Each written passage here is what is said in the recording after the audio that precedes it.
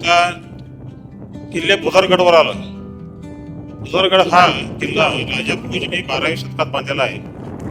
म्हणजे काही तुम्हाला काही इमारती इथं दिसत असतात.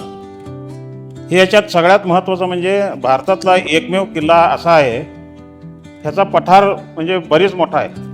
इथं पाण्याचं तळं आणि बाजूला शेती वगैरे सगळे किल्ल्याची ही व्यवस्था छत्रपती शिवाजी महाराजांनी त्यांच्या हातात ज्या वेळेला आला त्यावेळेला हा किल्ल्याचा इथं तळ म्हणून बांधण्यात आलं.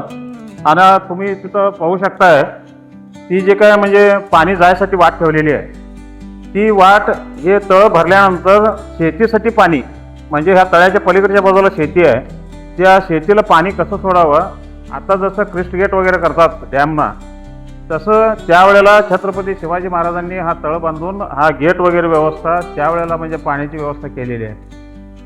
तसं तटबंदी किल्ल्याची भरपूर व्यवस्थित आहे, पण सरकारचं म्हणजे काळजी नसल्यामुळं तटबंदीची नासधूस किंवा झाडी वगैरे उठवून किल्ल्याची तटबंदी बरीच आता कोसळत आहे.